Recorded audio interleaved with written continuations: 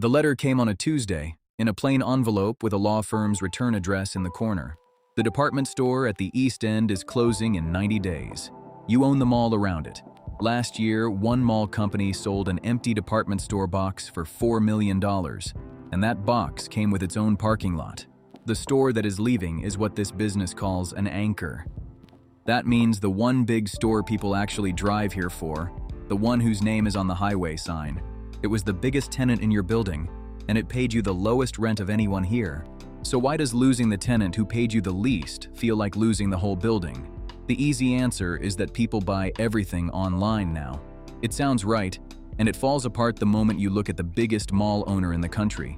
Simon Property Group ended last year with its properties 96% full, and it raised the rent on top of that. Same country, same year, same internet in everyone's pocket. So the internet is not the line between a mall that works and a mall that dies. The difference is inside your building, and you are about to pay to learn it. Walk the East Corridor at 9:40 in the morning, before the gates roll up. Pam is one of your tenants. She runs the eyeglass shop 40 steps from the door of that same department store, and she is already unpacking boxes onto a folding table. Her nephew works the counter for her on Saturdays. She has a price gun in one hand and a roll of tape in the other. She asks you the same question she asked in March. Is the big store staying? You tell her what you told her in March, which is that you have not heard anything. She pays the full rate for her floor. In malls like yours, that is about $31 a year for every square foot. CBL Properties owns 100 of these buildings, and that is the average it reports to the government. The anchor pays a small fraction of that rate for a space many times bigger. It also brings in about a sixth of all the rent this kind of company collects. The reason for the discount is simple. The anchor is not really renting floor from you. It is selling you a crowd, and you pay for that crowd with a discount on its rent. Pam pays full price for the right to stand where that crowd walks. That trade is invisible while it works. Shoppers park, walk in through the anchor, and pass 40 smaller stores on the way to what they came for. Pam sells eyeglass frames to people who came for a coat. Every full-price lease in the building is written on the assumption that those people keep walking past her window. So when the anchor door gets locked, you do not lose one rent check out of 40. You lose the reason the other 39 stores pay what they pay. At closing time, you walk the loop yourself because it is the cheapest thing an owner can do and the only one nobody bills you for. Same route every night. Down one side, across the atrium, then up the far side. You count how many gates are down before 9. Then you go home and read the numbers, and the numbers say something different from the gates. Every month, a leasing report lands on your desk, and one figure at the top of it will hold your attention. That figure is occupancy, and it is the number that makes a weak mall look healthy. 9 doors out of 10 in a CBL mall are open. Now put that next to what those same buildings actually earned. Against the year before, their income grew by 0.5%. A building can be 9/10 full and stand completely still for a year, because the 10th that left was the one paying for everyone's traffic. Occupancy only counts open doors. It says nothing about who is behind them, how long each lease runs, or what each one pays. Your tenants are getting squeezed at the same time, and their trouble reaches you within a year. The Federal Reserve asks small employers every year what is hurting them most. In last year's answers, 3 out of 4 said the same thing. Everything they buy costs more than it did. A store owner in that position does not clear out her shelves and hand you the keys on Monday. She comes to the office above the atrium and sits down. She asks for a 2-year lease instead of a 5-year lease. She asks for a lower rate. You say yes, because a store paying a weak rate still beats a dark window on the walkway. Your occupancy number does not move at all. What the building is worth moves quite a lot, because a mall is worth whatever its leases are worth. Then there is the second bill, and almost nobody outside this business knows it exists. On top of rent, every store in your mall chips in toward keeping the place open. The hallway lights, the guard who watches 9 monitors from a desk behind the elevators, the plow truck that shows up at 5 in the morning in January and clears the parking lot, the technician who pulls the panels off the escalator 4 times a year and greases the chain. Each store pays a portion of that bill based on how much floor it takes up. Here is the part that catches new owners in their first winter. When a store leaves, that bill does not shrink. The hallway lights still burn over the dark windows because they run on the same circuit as the rest of the mall. The parking lot still gets plowed end to end, because you cannot plow 4/5 of a parking lot, so the same total splits among fewer stores. Everyone who stayed now pays more than last year for a building with fewer shoppers in it. Your first February teaches you the rest of it. A roof spread over 1 million square feet has drains, and drains freeze. The sprinkler pipes above the empty box have to stay heated all winter because one burst pipe floods the 4 stores underneath it. None of that gets cheaper when a tenant moves out. It gets more expensive because nobody is heating that end of the building for their own customers anymore. Pam's second bill goes up the month the anchor leaves. Her rent did not change because her lease has 3 years left on it. Her sales did not improve.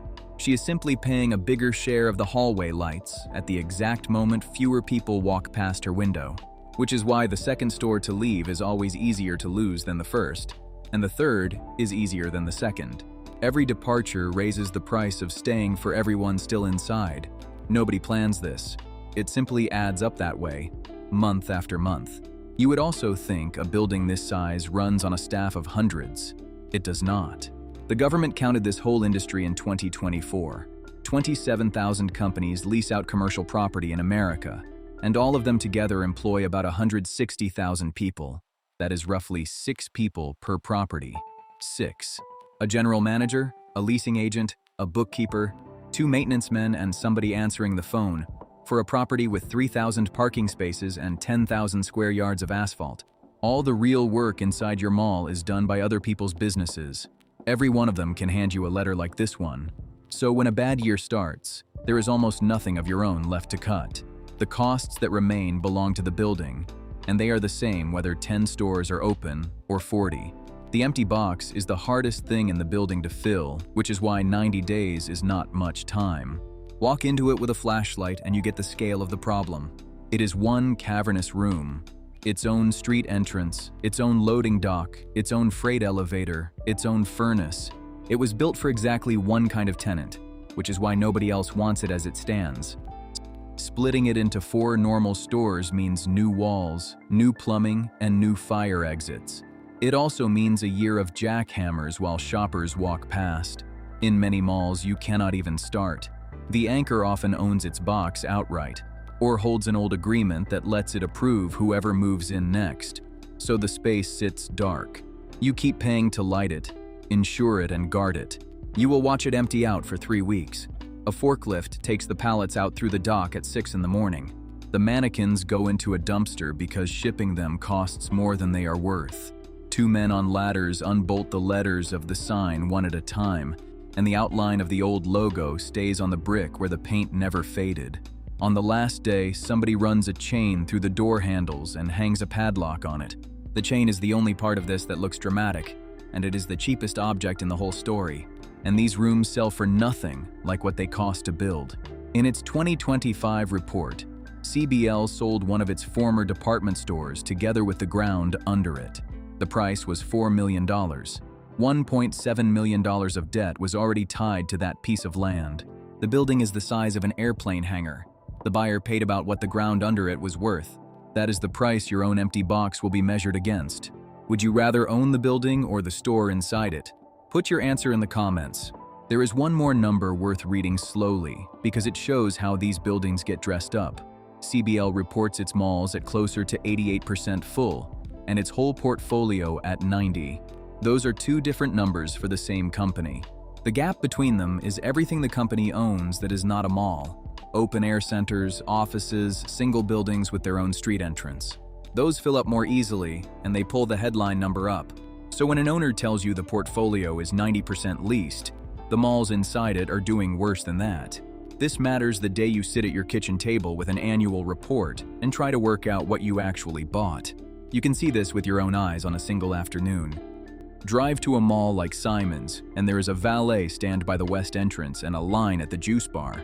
The leasing sign by the door advertises nothing because there is nothing available. Drive an hour out to a mall like CBL's, and the fountain is switched off. One whole wing has brown paper taped inside the windows, and the marquee by the highway is missing 3 letters. 2 companies now, same country, same year, same business. Simon, 96% full, about $59 a square foot, rent still climbing. CBL, closer to 88% full in its malls, about $31 a square foot, nearly double the rent for the same kind of floor, and the gap grows on its own because the mall with the crowd gets to choose its tenants and raise the rent. The mall without the crowd takes whoever will sign a lease this quarter. Even the winner is hedging. Simon reports 108 malls out of 212 properties in the United States. Barely half of what the biggest mall owner in America owns is actually a mall. So what does the working version actually look like? 3 things, and none of them is luck. A waiting list instead of empty units, which is what 96% full really means. Rent going up, which only happens when somebody else is willing to pay more for the same space. And barely half the portfolio being malls at all. A company that Big spent 2 decades making sure a bad decade for malls would not be a bad decade for the company. None of those 3 is available to a single owner with 1 property in 1 town. You cannot manufacture a waiting list in a county that has one. You cannot raise rent on tenants who are already asking for a discount.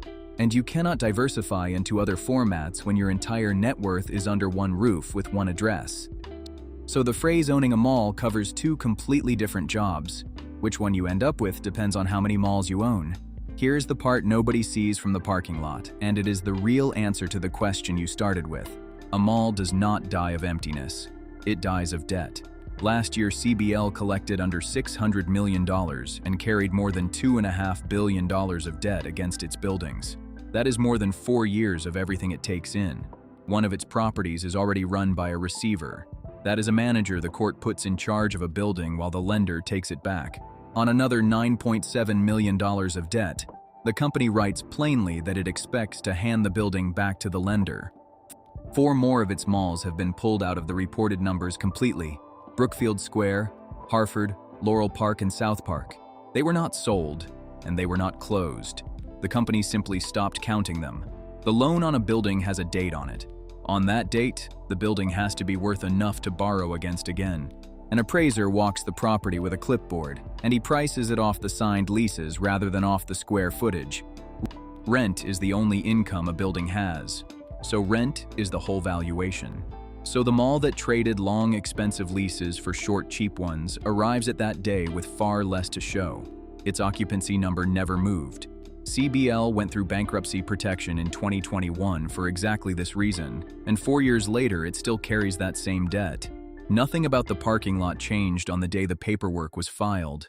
This is how a mall actually dies, and it is quieter than people expect. There is no crash and no boarded windows on the day it turns.